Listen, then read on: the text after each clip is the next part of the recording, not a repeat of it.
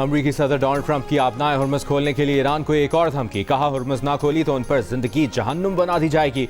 मंगल का दिन ईरान में पावर प्लांट डे और ब्रिज डे होगा। वहां पावर प्लांट और ब्रिज दोनों एक साथ लपेट में आएंगे। ऐसा पहला कभी नहीं हुआ होगा। देखते जाओ नाकामी, झुंझलाहट या अवामी दबाव। ट्रंप का सोशल मीडिया पर जारी अपने बयान में इंतहाई बेहुदा और नामुनासिब अल्फाज का भी इस्तेमाल।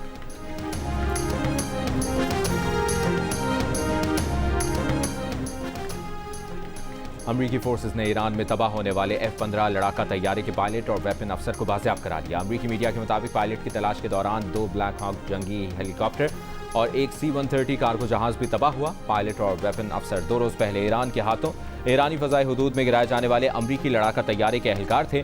ईरानी और अमरीकी फोर्सेस दोनों उन एहलकारों को तलाश कर रही थी। अमरीकी टीवी के मुताबिक एयरफोर्स एहलकार मुबैना तौर पर एक ऊंची चोटी पर चढ़ गया और तकरीबन 48 घंटे तक वहीं छुपा रहा। अमरीकी एहलकार ने या तो खुफिया राबते का तरीका इस्तेमाल किया या फिर एक इमरजेंसी बेकन फाल किया। अपने पायलट और वेपन अफसर की तलाश में गिरने वाले हेलीकॉप्टर और C-130 को अमरीकी फौज ने खुद तबाह किया, जिसका मकसद हसास मालूमात छुपाना था।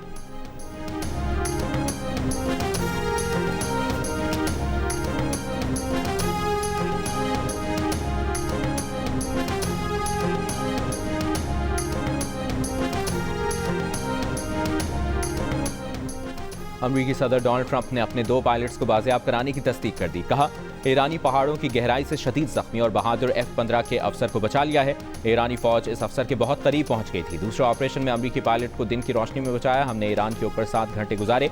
ये भी गैर मामूली बात है। अमरीकी फौज ने अमरीका की तारीख का सबसे बहादुराना तलाश और बचाव ऑपरेशन किया।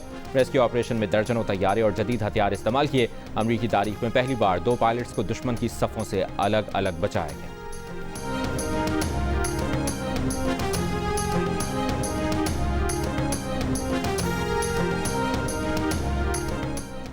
ईरानी पासदारान इनकलाब ने दावा किया है कि अमरीकी सर्विसमैन को बाजियाब कराने का ऑपरेशन नाकाम रहा। इस ऑपरेशन में मसरूफ 2 ब्लैक हॉक हेलीकॉप्टर और 2 C-130 तैयारे तबाह कर दिए गए।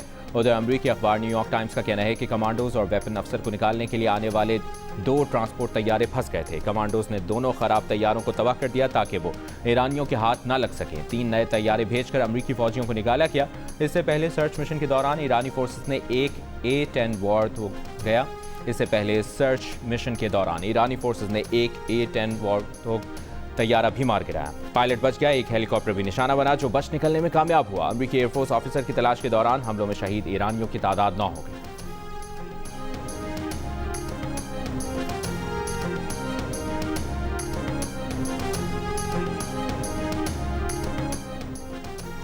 ईरानी पार्लियामेंट के स्पीकर मोहम्मद बाकिर खालिवाफ ने अमरीकी तैयारी की तबाही की तस्वीर शेयर कर दी। लिखा, अमरीका को मजीद 3 ऐसी फतूहात मिली तो ये मुकम्मल तबाह हो जाएगा।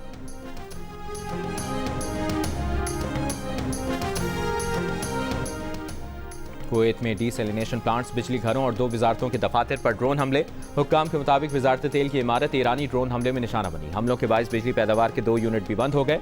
कुवैत के शयूख ऑयल सेक्टर कॉम्प्लेक्स में ड्रोन हमले के बाद आग लग गई। अबू धाबी में बरोज पेट्रोकेमिकल प्लांट पर हमला। प्लांट में मुतादिद मकामात पर आग लग गई। बरोज प्लांट में तमाम सरगर्मियां मुअत्तल कर दी गई। बरोज पेट्रोकेमिकल प्लांट अबू धाबी का बड़ा सनती हब है। अमाराती वजारत दिफा के मुताबिक गुज़श्ता 24 घंटों में ईरान से दाखिल गए 9 बैलिस्टिक, 1 क्रूज मिसाइल और 50 ड्रोन नाकारा बनाए।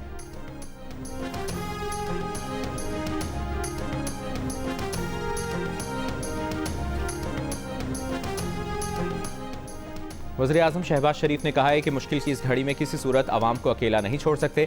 जिस कदर मुमकिन हो अवामी रिलीफ के लिए इकदाम उठाते रहेंगे। पेट्रोलियम मसनूआत पर सब्सिडी से मुतालिक जायजा इजलास में बताया कि बलूचिस्तान हुकूमत ने कौमी पैकेज के लिए तयशुदा रकम जमा करा दी है। उम्मीद है बाकी सूबे भी इस पैकेज के लिए जल्द अज जल्द तयशुदा रकम जमा करा देंगे।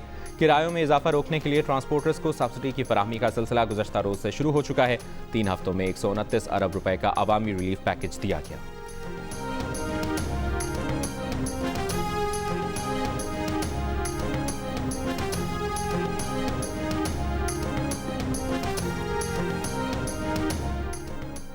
बसों और ट्रकों के लिए पेट्रोलियम मसनूआत पर सब्सिडी की फराहमी शुरू हो चुकी। हुकूमत का ऐलान। प्रेस ब्रीफिंग में वज़ीर मुमलिकत बिलाल अज़हर कियानी ने कहा कि मोटरसाइकिलों के लिए 100 रुपये फी लीटर सब्सिडी का ऐलान किया गया। पब्लिक ट्रांसपोर्ट और गुड्स ट्रांसपोर्ट के लिए भी पैकेज का ऐलान किया गया। वफाकी वज़ीर IT शुजा फातिमा खाजा ने कहा, सिर्फ रजिस्टर्ड गाड़ियों को सब्सिडी दी जाएगी। वज़ारत IT, वज़ारत ख़जाना और स्टेट बैंक मिलकर काम कर रहे हैं। डिजिटल सिस्टम के जरिए सब्सिडी ट्रांसफर का अमल शुरू कर दिया गया है। अमल दरामद कमेटी दिन में 3 बार पेशरफ्त रिपोर्ट पेश करती है।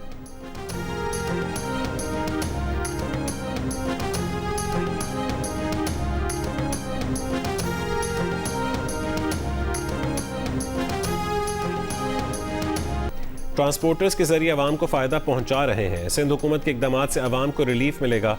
मुसाफिर बस, कोस्टर और स्कूल वैन्स के किराए नहीं बढ़ने देंगे। जो ट्रांसपोर्टर रजिस्टर्ड नहीं, उन्होंने किराया बढ़ाया तो कार्रवाई होगी।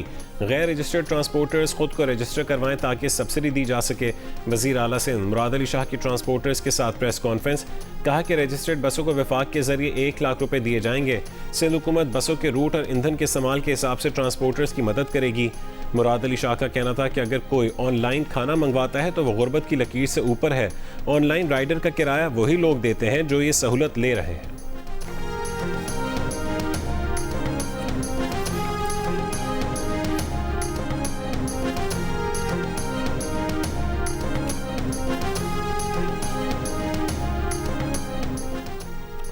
एलपीजी की फ़ी किलो सरकारी कीमत 310 रुपये होने के बावजूद 450 से 500 रुपये फ़ी किलो तक में फ़रोख्त जारी है।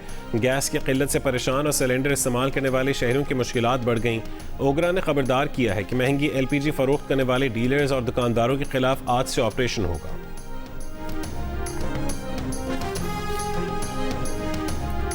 हर चीज़ पर पैसे बढ़े हैं और अब पब्लिक बेहद परेशान है, हम खुद परेशान हैं। पेट्रोल महंगा की वजह से तो सब चीज़ों में फ़र्क आता है, क्योंकि किराया लगता है। पहले अगर 2-3 हज़ार लगता था, अभी 5,000 रुपये लगते। सबके ऊपर है ये, तो पूरे पाकिस्तान पर ये महंगाई, पूरी दुनिया पे महंगाई है।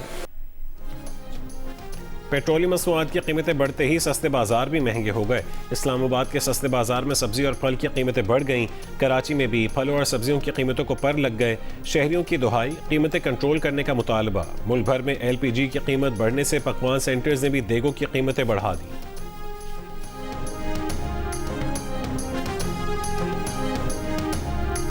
पेट्रोल महंगा होने की वजह से हमें बहुत मुश्किलात का सामना करना पड़ रहा है। इसकी वजह से हमें डिलीवरी चार्जेस बहुत कम मिलते हैं और पेट्रोल की वजह से हम अपनी बचत नहीं कमा पा रहे हैं। मेरी गवर्नमेंट से ये गुजारिश है कि इस पेट्रोल की कीमतों में जो है वो कमी की जाए और गरीब बंदे का भी जो है वो ख्याल किया जाए।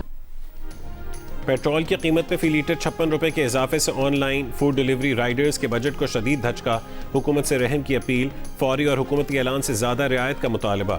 राइडर्स का कहना है कि उन्हें डिलीवरी चार्जेस कम मिलते हैं और पेट्रोल की कीमत बढ़ने की वजह से वो बचत नहीं कर पा रहे और उन्हें शदीद मुआशी दबाव का सामना है।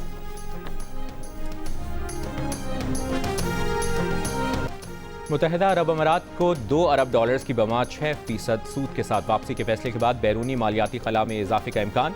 रोजनामा जंग और दी न्यूज़ में शाया महताब हैदर की रिपोर्ट के मुताबिक अब या तो हुकूमत ये खला खुद संभालेगी या फिर IMF से दरखास्त करेगी कि ज़र मुबादला की ज़खायर का हदफ नरम किया जाए। इससे पहले मीडिया रिपोर्ट्स में कहा गया था कि मशरिक़ वस्ता में बहरान के बाद मुत्तहिदा अरब अमारात ने पाकिस्तान से कर्ज वापस लेने का फैसला किया है। इस पर पाकिस्तानी वज़ारत ख़ारजा ने वजाहत दी थी कि मुत्तहिदा अरब अमारात के वो पैसे वापस कर रहे हैं जिनकी मुद्दत मुकम्मल हो गई है।